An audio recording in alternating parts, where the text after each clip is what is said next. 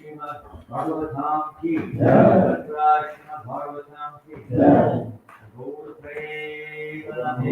Oh, glorious wisdom, oh, glorious wisdom, oh, glorious Shiva.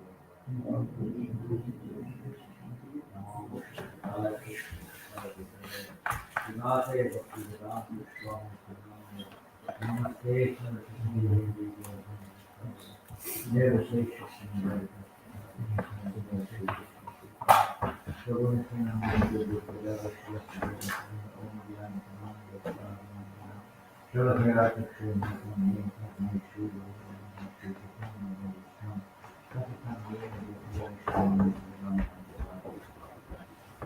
like to talk to you,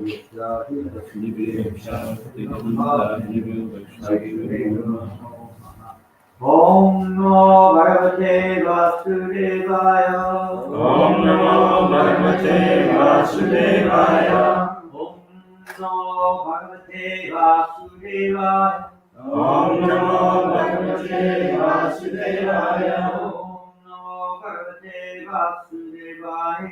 Om Namo Bhagavate Vasudevaya.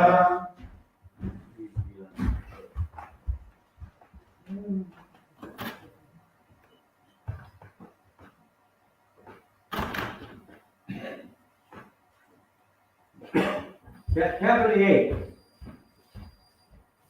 was Janananda, the appearance day of Lord Sri Krishna. 1 year before, Bhaktivedanta Swami had observed Krishna's birthday at sea aboard the Jaladuta, just out of Colombo. Now, exactly 1 year later, he had a small crew of Hare Krishna chanters. He would gather them all together, have them observe a day of chanting, reading scriptures, fasting, and feasting. And the next day would be initiation. At 6 o'clock, Swamiji came down and was about to give his morning class as usual, when one of the boys asked if he would read from his own manuscript. Swamiji appeared shy, yet he did not hide his pleasure at having been asked to read his own Bhagavad Gita commentary. Usually he would read a verse from Dr. Radhakrishna's Oxford edition of the Gita. Although the commentary presented impersonalist philosophy, the translation, Swamiji said, were 99% accurate. But this morning he sent Roy up to fetch his manuscript, and for 1 hour he read from its typewritten pages.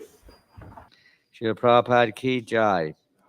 I'd like to read on. It's very exciting. This going back in history a few years to 1966, when Prabhupada was in New York, and the whole world, other than a few young men and women in associated with him, and there's very few.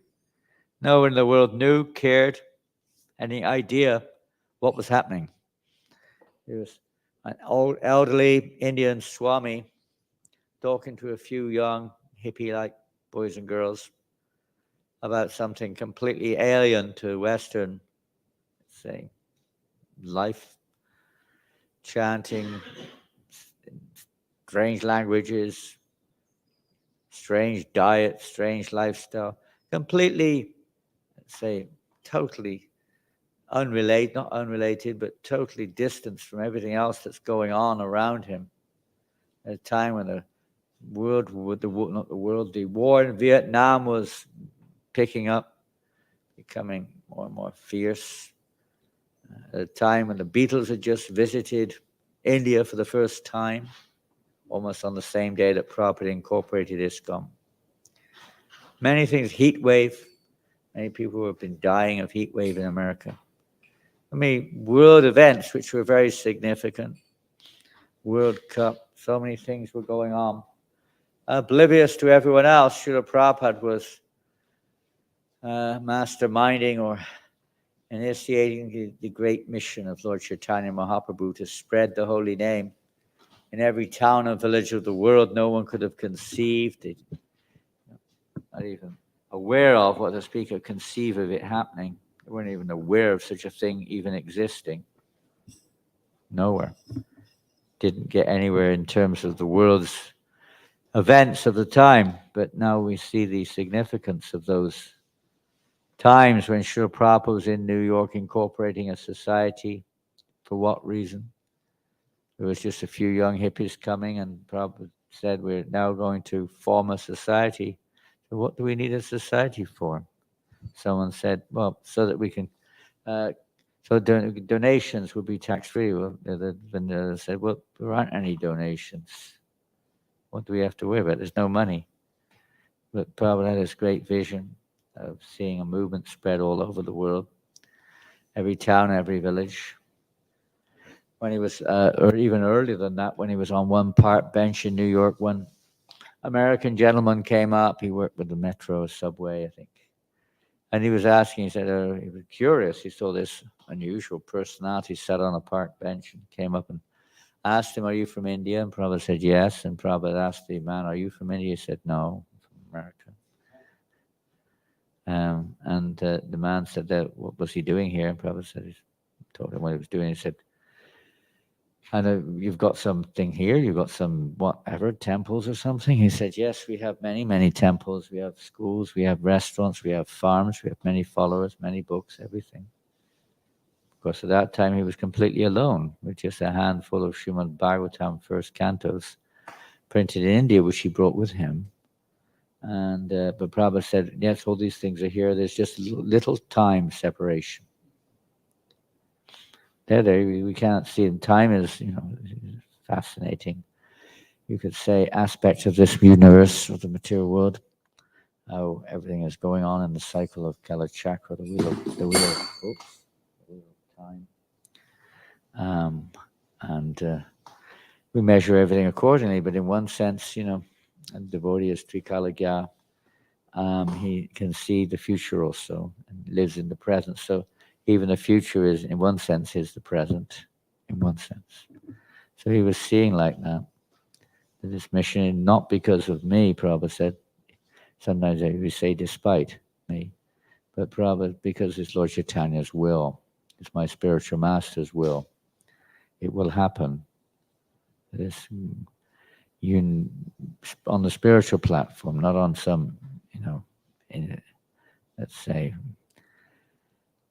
any kind of policy or United Nations or religious, doctrine or anything, but on the real platform of spirit, that unity could be there. Prabhupada's first point, practically speaking, in his constitution document for ISKCON was to teach the techniques of spiritual life to people in general, so they could understand the subject matter and thus bring about unity and peace in the world.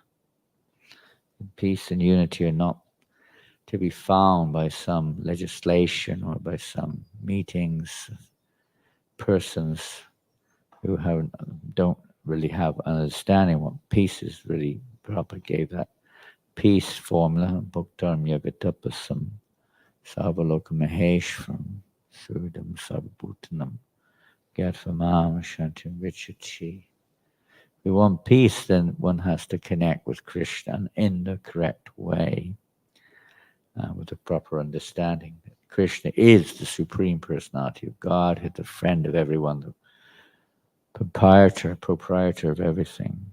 In this way, one can become free of the pangs of material existence and attain peaceful condition. Peaceful condition means no longer affected by the modes of nature in this world. They may be there, but not affected by them. Okay, so we're going to read now from Srimad Bhagavatam. I don't know what. Let's see here, maybe which verse is it? 44.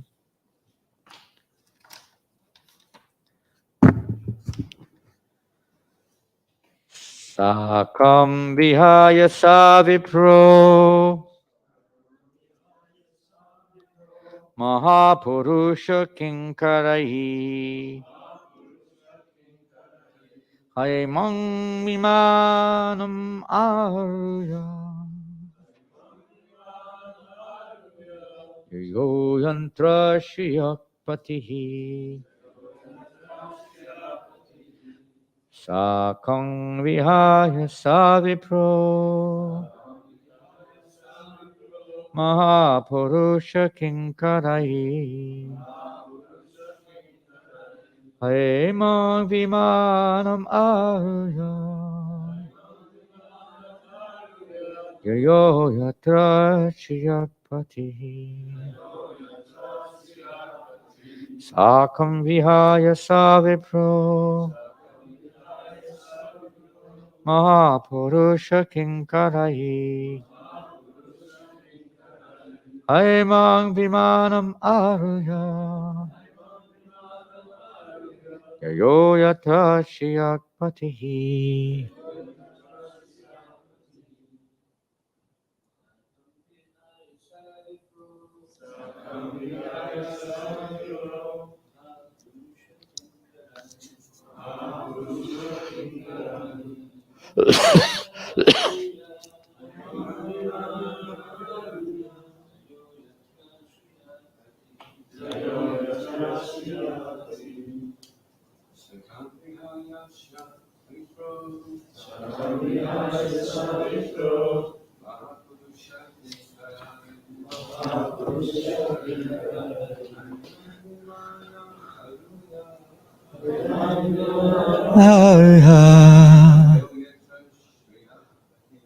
Yayo yatra shiyakpatihi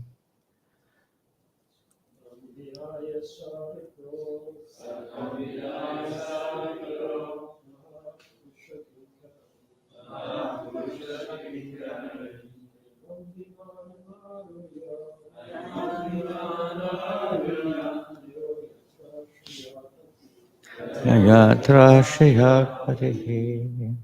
Ladies.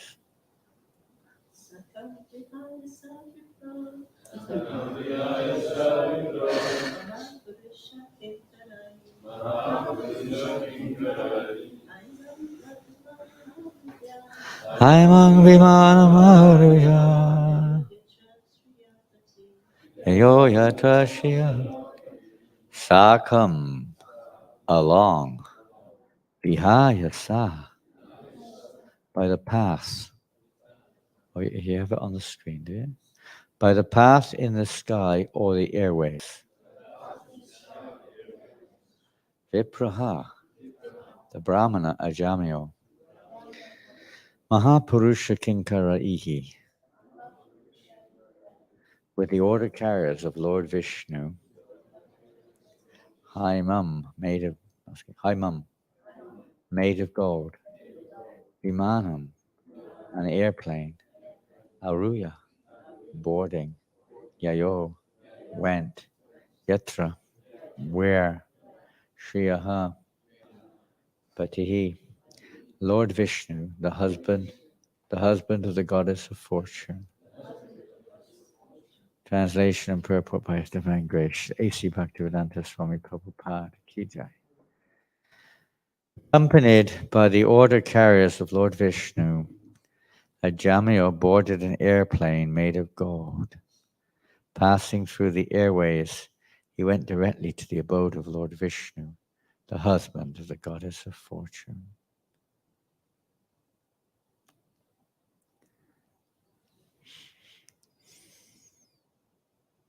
Purport. For many years, material scientists have tried to go to the moon, but they are still unable to go there. However, the spiritual airplanes from the spiritual planets can take one back home, back to Godhead, in a second. The speed of such a spiritual plane can only be imagined. Spirit is finer than the mind, and everyone has experience of how swiftly the mind travels from one place to another. Therefore, one can imagine the swiftness of the spiritual form by comparing it to the speed of the mind. Less than even a moment, perfect devotee can return home back to Godhead immediately after giving up his material body. Hare Krishna. Shri Prabhupada Ki Jai. So, very instructive pastime of the deliverance of Ajamil, who, as just a slight recap, of course, he was born a Brahmin, but by bad association, he fell victim to, let's say, the behavior of ordinary persons addicted to sense gratification, especially sexual attraction. And he himself fell into that lifestyle. And the rest of his life, he was a young man when he became, let's say, degraded, if you want to call it that, into gross sense enjoyment of all kinds. And he was indulging in all kinds of sinful activities, in a sense, in reality. Compared to today's modern society, maybe not quite as specific in terms of detail, but engage in eating untouchable food and having sexual connections whenever possible, even stealing or performing sinful acts, criminal acts, in order to maintain his level of sense gratification. He was considered a very fallen condition because he was blessed. A little bit of blessing, of course, was there because in his early life he did have pious exposure, born in a Brahmin family, but he fell away from his Brahminical upbringing very badly, became very sinful. And as you know, at the time of death, he was definitely due to be punished for his sinful crimes and his behavior and so on, all kinds of various lying and cheating and whatever. Even violence towards other living entities was involved. So in this way, he was to be punished, but because he chanted, not because he was thinking of Krishna, but he was thinking of his son who happened to be named Narayan. And he chanted the name of his son. And Narayan added fear and desperation. And death was approaching, the Yamadutas were approaching. And very fearful situation, but he called upon Narayan. So the Lord took it, he's calling upon him, and son sent his representatives, the Vishnu Dutas, quickly to the spot to prevent the Yamadutas taking him away. So, which of course is another pastime, which is described already in the Srimad Bhagavatam. And he wasn't immediately delivered back to Godhead, but he was freed from going down probably into hell. He was freed by the Vishnu Dutas, and the whole pastime and what actually are religious principles. The Yamadutas were bewildered. They'd never been stopped in the course of their service before, at least this batch. So they inquired from Yamaraj, and Yamaraj explained the higher principle that he's not God, that Vishnu or Krishna is God. And anyone who chants his name is not subject to hellish punishment. So somehow or another, Ajamil was fortunate. Although he was sinful most of his life, but he didn't go back to God. Then he had the opportunity to purify himself. He went to Hardwar when he was released from death and performed Bhakti Yoga in Hardwar on the banks of the Ganga. There's a story in the Puranas, I can't remember which Purana, but there's a story of, which is could say a very fortunate story, because once upon a time there was there was a king or a very rich man or something like that, and he had a very almost incurable skin problem, constantly itching like anything. So he didn't know what to do. It was really making life hell. So one advisor, maybe some Ayurveda, I don't know, but somebody who was giving him advice, and he said, you should cure this by eating the remnants of the most sinful person you can find. There weren't many sinful people in his kingdom. But he searched for the most sinful person maybe in that kingdom. And people were indicating it must be Ajamil. He must be the most sinful person in the country. So he came to Ajamil's house and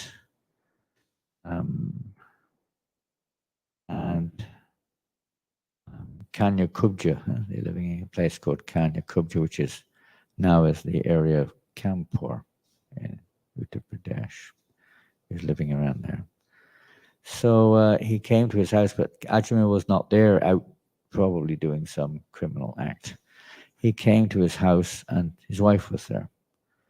So this man with the skin problems, king, whatever he was asking her, please, please, please, will you help me? I need to take the remnants of your husband. I hear he's the most sinful person in this area.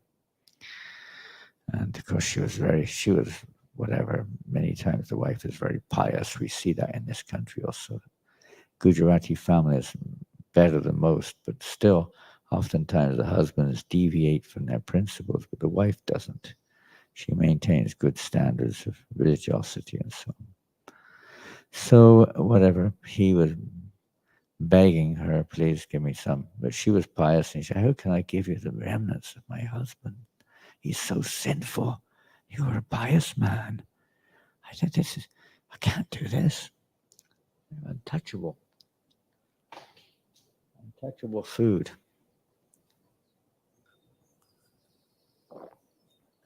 Remnants of my husband's meals? No way. But he kept begging. And he said, all right, I will give you a special blessing if you give me these remnants of your husband's food. He said, whatever he may be, but when you have your next son, you name him Narayan, and he will deliver you and your husband.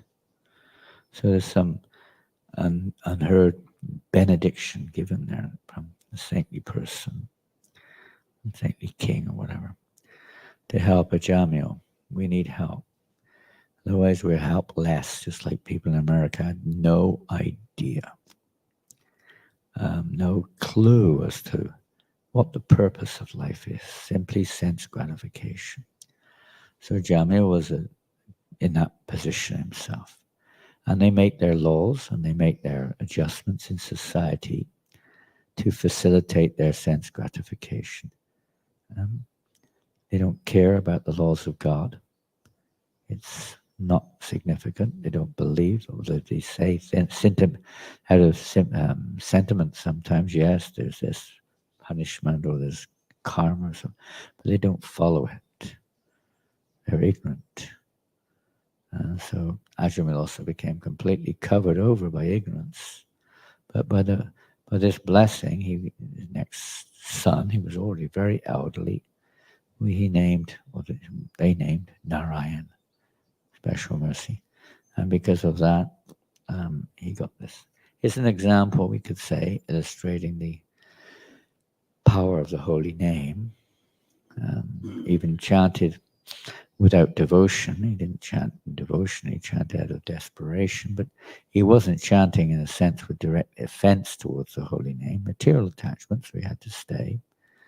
But when he chanted the name Narayan, it also brought to mind his childhood when he used to chant various names of Godhead and other mantras and so on. So there was already something there. And by the blessing of, in one sense, his son, he was protected from the Yamadutas. And now we see, after practicing for some time, devotional service, becoming more and more purified. That was one of the conditions, that he not indulge again in sinful activities. Similarly, when a devotee accepts initiation, in a sense, he kind of got initiated by the Vishnu Dutas, because they delivered him from his sinful reactions, directed him what to do, and to avoid various nefarious or sinful activities. And he took it seriously and became perfect in his consciousness. So eligible, the Vishnu Dutas came back again, as we see in today's verse, in the golden aeroplane of Vimana, and took him back to Vaikuntha within a moment. So this is a good fortune. We can't take it for granted that we're eligible, but it's a good fortune of which we have. It's so fortunate we have mostly names of the Lord or his pure devotees. We're mentioning these names regularly. We're chanting Hare Krishna. And we should be very grateful for this and take it upon ourselves to distribute these names of the Lord everywhere. Spread the mission of Lord Chaitanya Mahaprabhu so everyone can get the chance to go back to Godhead. And it can happen. It's not this.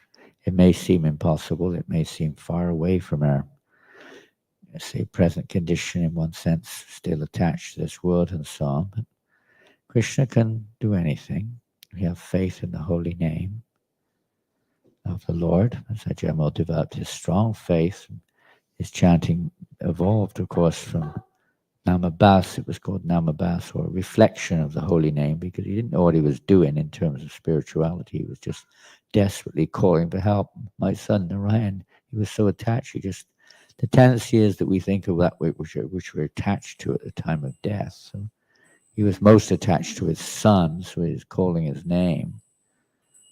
Whether external or internally, he was calling him. But even that was purifying. So when people have names, it's like even here, Evangeline is the name of God, we heard the other day. So it's some benefit is there. Yeah? All over the world now, people are chanting the name of Krishna, the name of Ram. They may not be aware of what they're doing in one sense, because the name Rama particularly appears in so many places, isn't it? I don't know about in Scotland, but in Europe, it's everywhere. There's even a supermarket called Rama Supermarkets. And what to speak of, at the end of words, you see Rama comes in so many places. Huh? Alto Rama, Sinorama, Laundorama, Sinorama, Sexorama. So many. In Australia, they have Sexorama. So many places it comes in languages. So many languages have the names of Krishna as part of their popular vocabulary.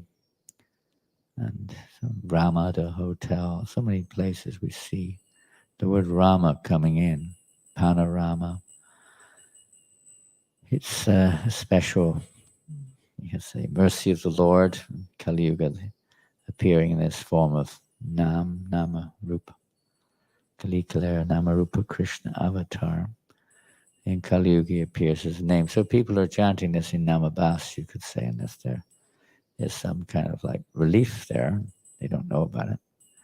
They don't even know anything about the benefits. But there's some kind of Namabas there, which is delivering and giving them a chance. But that's not the end of it.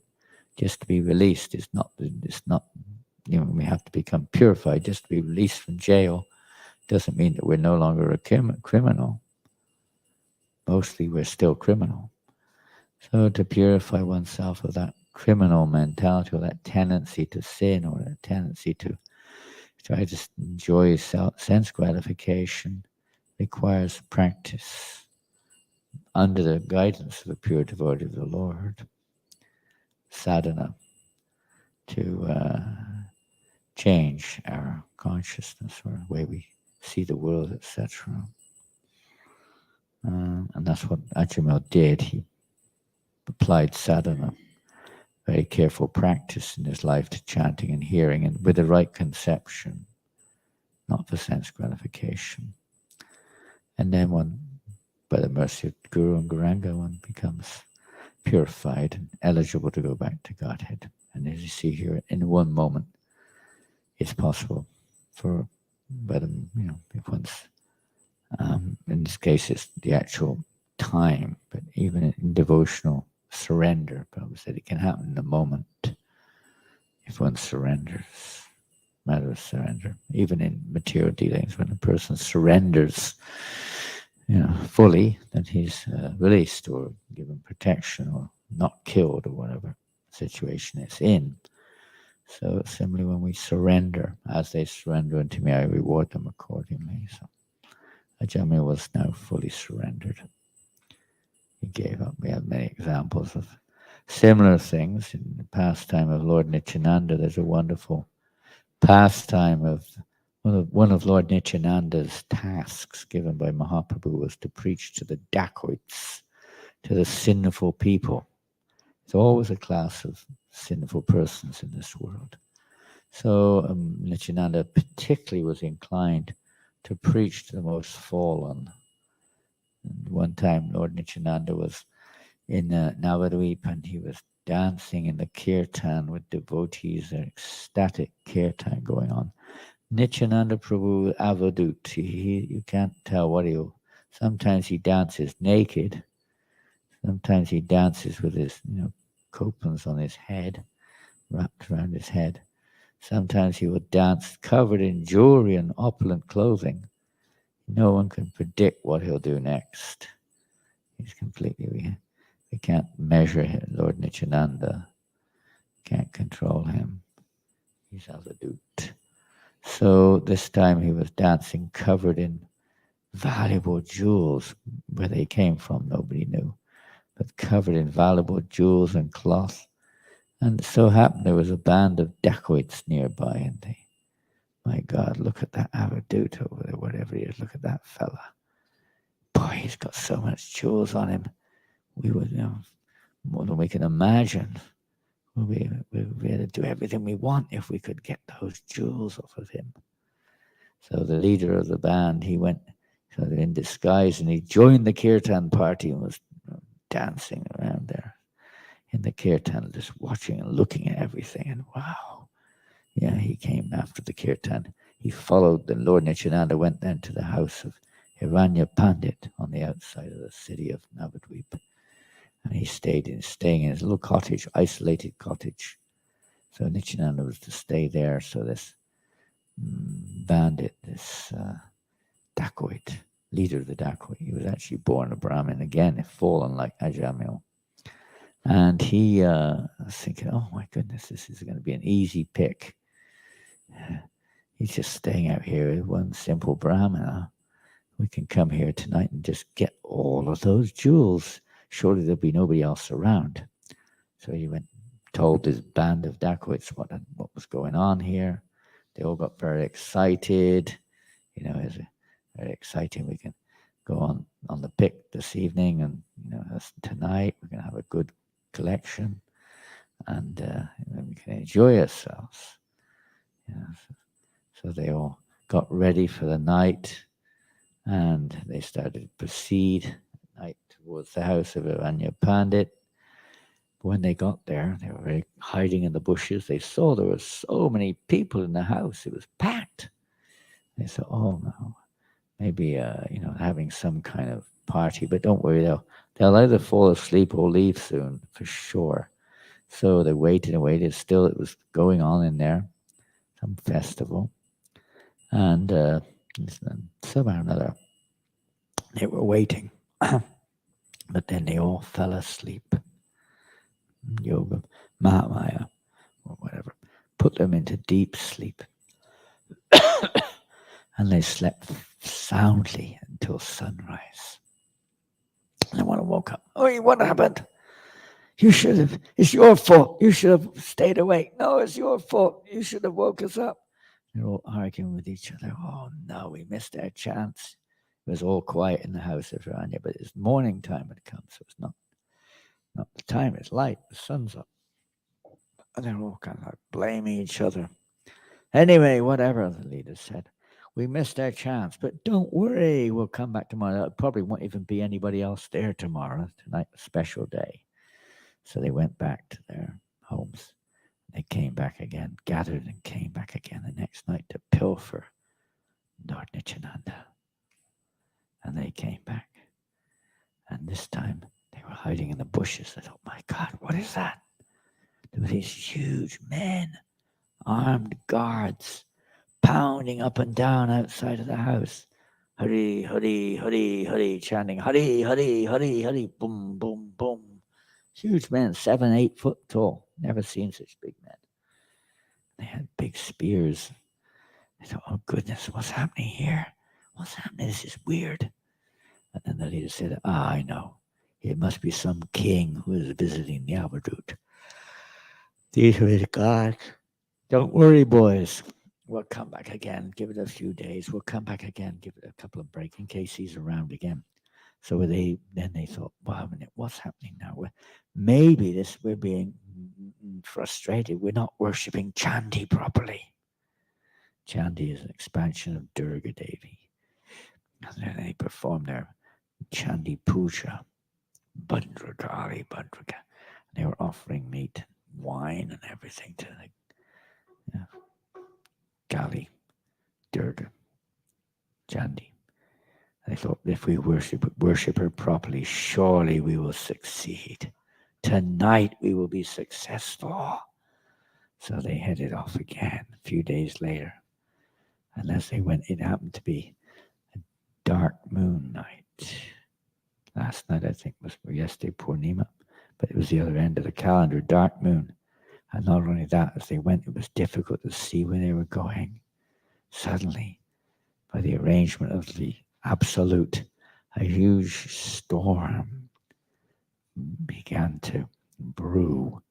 And after a while, the wind was blowing. The rain was crashing down everywhere. They were getting lost in the dark, couldn't see where they were going. And then they were getting pounded. It wasn't just rain. Hailstones like tennis balls were coming down, smashing them. The wind was howling. The temperature crashed as they couldn't see. They were just lost in the dark. And then they were going here and there. They lost each other. One fell into a pit of snakes. Another one fell into the thorn bushes. Another one into a drain and was bitten by leeches and God knows what.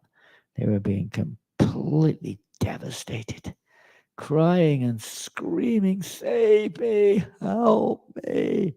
They were really in bad shape.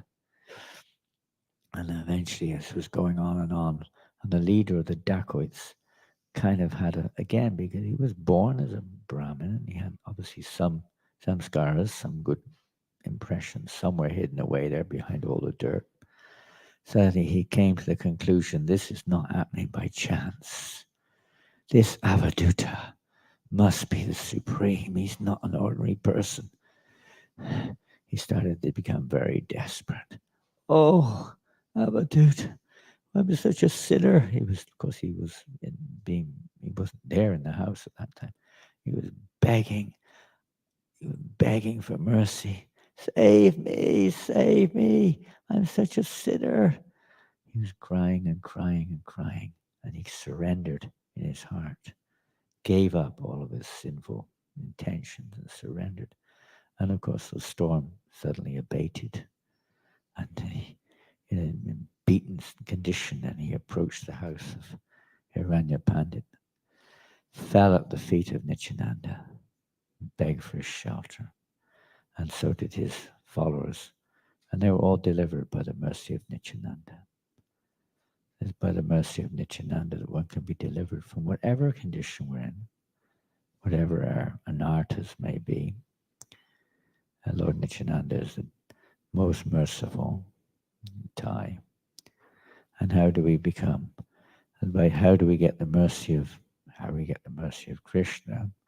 We have to get the mercy of Radha, and to get the mercy of Radha, we have to get the mercy of her associates. And to get the mercy of her associates, we have to get the mercy of Chaitanya Mahaprabhu. To get the mercy of Chaitanya Mahaprabhu, we have to get the mercy of Nityananda's long line. To get the mercy of Nityananda, we have to get the mercy of the devotees, the spiritual master and the devotees. And to get Nityananda's mercy, we have to preach this message of Krishna consciousness. He says he gives his mercy to those who preach to the Jagais and the Madhais, to the sinful persons. Then he would give his mercy. It is in itself mercy, but Lord Nityananda gives that. He's the gateway to the spiritual world. In our case, we're not talking necessarily of Vaikuntha, different age, but in this age, Nityananda is the gateway to love of God. We have to approach by the mercy of Nityananda, pray for his mercy, and try to take up this mission, which he did himself, preaching to the Jagais and the Madhais, the Ajamios, this one, that one, so that everyone becomes eligible to board. That we're looking for a golden chariot in this world, broken pieces of glass. Everybody wants that, but there isn't. It's just a will-o'-the-wisp, just like a mirage. You think you've got it, and then it's gone. Time takes it away. But if we really want to, let's say, ascend or reach that golden chariot, then we have to give up the idea, as we sang last night. Ishaya chariya kabe shudahabiman kabe hama he rabo Shri Vrindavana. We want to go to Vrindavan. We have to give up this idea of trying to enjoy this world. This world belongs to Krishna, should be engaged in his service, devotional service, the most valuable, thing that can be possibly obtained in this life. More valuable than the whole universe. So many stories are there of devotees who've, taking up devotional service, rejected a world of opulence, a world of sense gratification. So we're very fortunate. We've got Prabhupada Prabhupada, the representative of Nityananda, giving us this opportunity to practice devotional service and to spread devotional service to the Jagais and Madhais, and whatever Krishna allows. But we hope you'll be able to again start going out more, distributing the holy name, distributing books, prasadam, and so on to the conditioned souls here in Scotland and wherever you go. It's the way to please Nityananda Prabhu. Hare Krishna, Krishna Krishna, Hare Hare, Hare Rama, Rama Rama, Hare Hare. Okay, well, finished there. Any questions?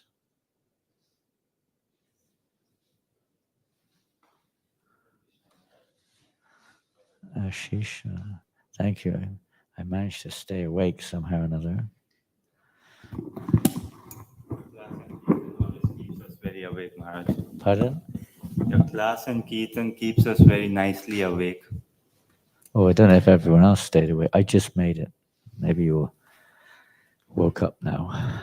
One time Prabhupada said Srimad Bhagavatam class is the best cure for insomnia.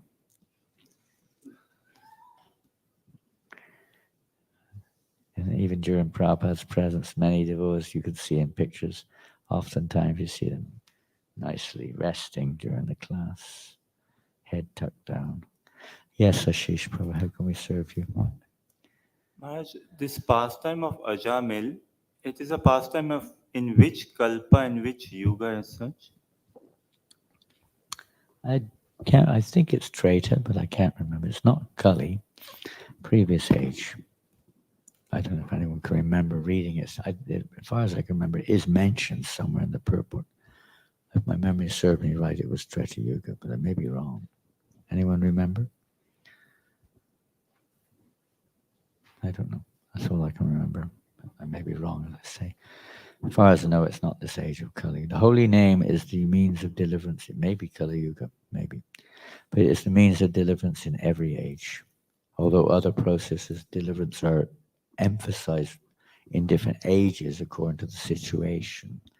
But if one chants the holy name in any age, it's the most effective means of self-realization. But people may not be so inclined. And if they do chant the holy name, you can read the verses are there in different ages, Satya Yuga, Treta Yuga, Dwapara Yuga, Kali Yuga, that different names of the Lord are, let's say, people are more inclined towards chanting different names of the Lord, not so much the name of Krishna directly, but names glorifying the power of God or his opulences, etc., but not his sweet, intimate form of Krishna so much, but rather reverential names of Godhead.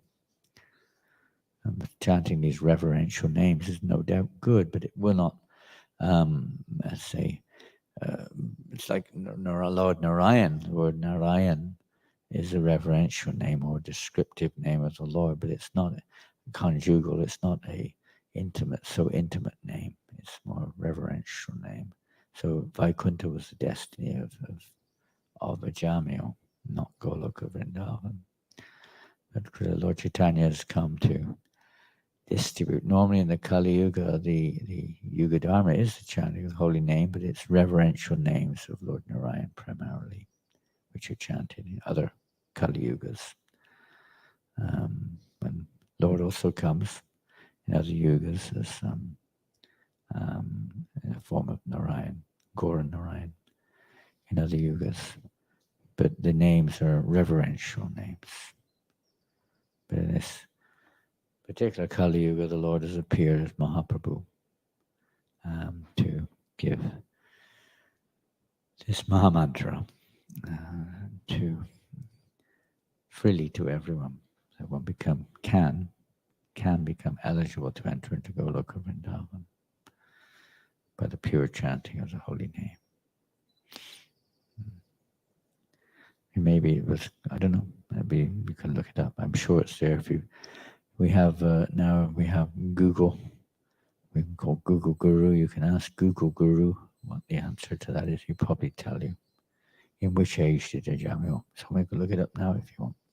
Which age did Ajamil appear? Which age was this pastime?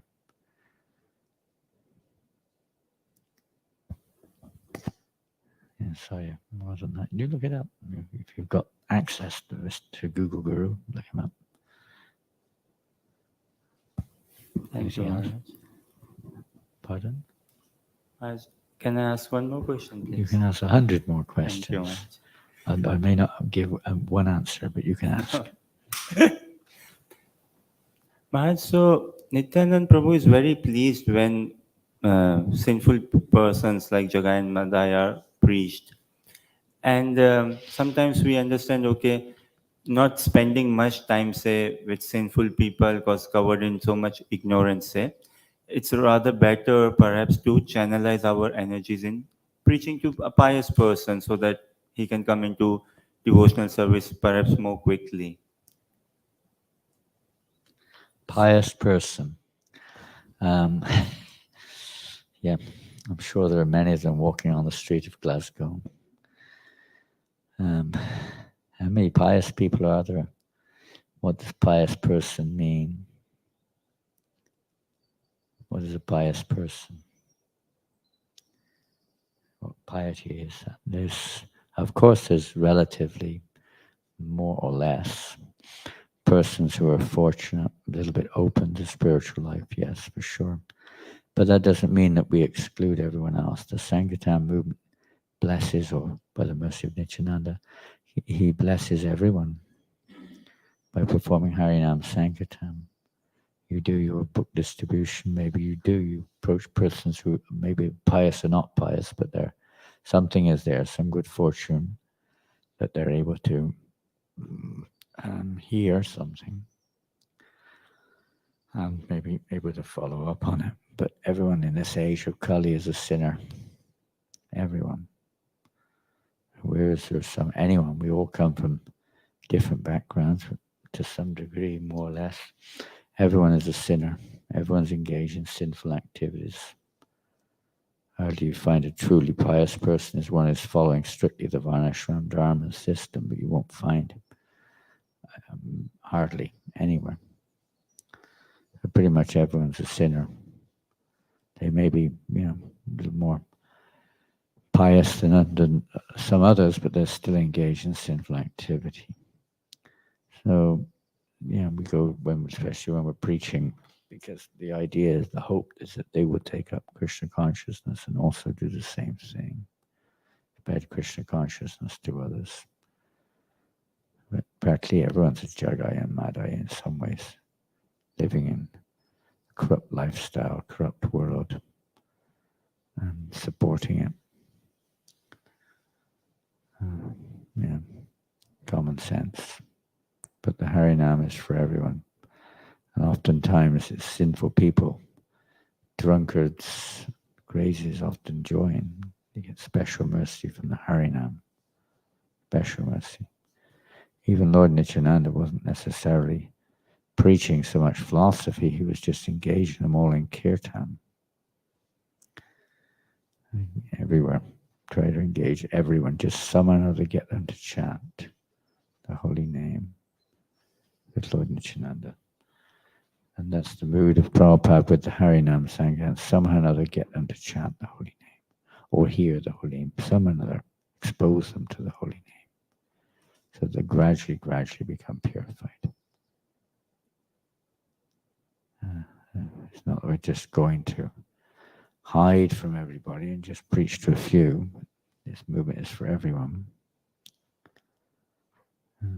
Just that we heard the story maybe yesterday of that drunkard in Hamilton, not this Hamilton, the New Zealand Hamilton, how he came challenging the devotee, what did Connor, I think his name, challenging him. I had a book table and he's challenging him.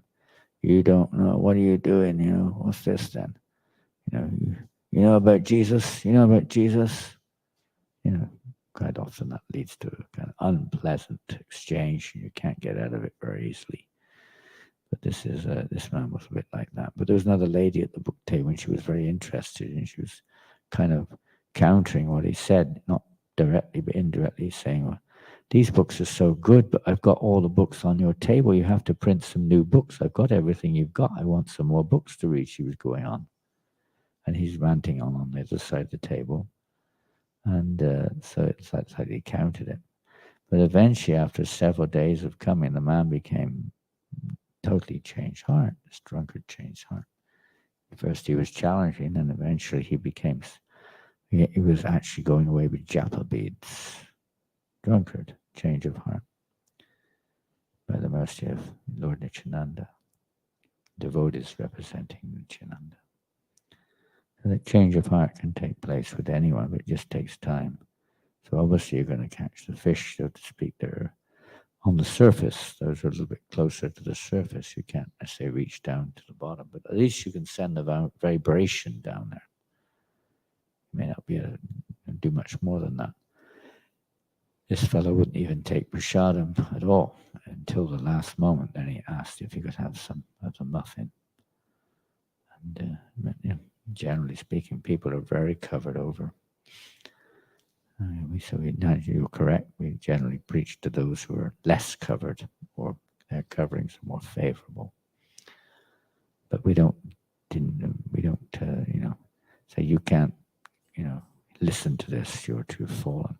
When the Harinam is going on, everyone gets the benefit, even the drunkards. They really get the benefit. I'm sure you've seen that many times on Harinam. Right? So many drunkards come and join that. Well, one time in Birmingham, they were doing Harinam in Birmingham. One drunkard came in the middle of the Harinam and started causing a bit of a, it went a bit overboard, how drunkards can be. Bit of a disturbance. So the devotees kind of pulled him aside a little bit and asked him if he wanted to dance. Please, don't do like that, whatever it was. Anyway, somehow he came back in dancing and it was a bit better. And at the end of the kirtan, he was like, hey, whatever, like, in their own way, they're expressing their kind of appreciation, I guess. And then suddenly he got a wallet out of his pocket. He had a wallet in his pocket. And he gave every devotee a 20-pound note. About 15 devotees. Sometimes these drunks are not always... They sometimes say where he got it from, God only knows. But he and sometimes amazing things happen like this. Krishna has a plan for them. And we're all drunk. Everyone's drunk in this world. If it's not from liquor, it's from television or something else. We're all drunk. Attachments. Intoxicated. We have to become intoxicated in the holy name. Intoxicated. Association of devotees. Dancing, chanting, feasting, serving. Cooperating together to try to put the will of the Lord in the center. Slowly putting our own will, not giving up, but offering that to the Lord instead of having it as, let's say, competitive will. To become one with God means to have no separate desire other than the will of the Lord. An instrument to fulfill the Lord's will. It's our constitution. Doesn't mean we lose our identity. I mean, we find our identity. We've lost our identity in this world. We're an illusion, forgotten who we are. We have to remember who we are. Jai Shri Prabhupada. Hare Krishna. Hare Krishna. Thank you all very, very much for your association. Apologies for any offenses or shortcomings, which are many. Not get into the details. And we wish you all the very Krishna conscious best here in Scotland, and to move on and both cultivate our own bhakti and help others to also encourage others to also progress in their spiritual lives. Plant the seeds and help water the seeds of bhakti, of devotion. Be tolerant. Tolerate some difficulties sometimes come, and be humble, don't be proud. Respect others, don't expect respected yourself, and keep chanting the holy name. Even how fallen we are, somehow there is still hope for us. And now don't give up. Keep going. We were discussing yesterday on the association of devotees. One has to develop tolerance and humility, necessary requirements for the constant chanting of the holy name in purity, and respecting others, whatever happens. Don't try to avoid offending anyone. Jai Shri Prabhupada Ki Jai. Gaur Premanandi. Thank you. Hare Krishna.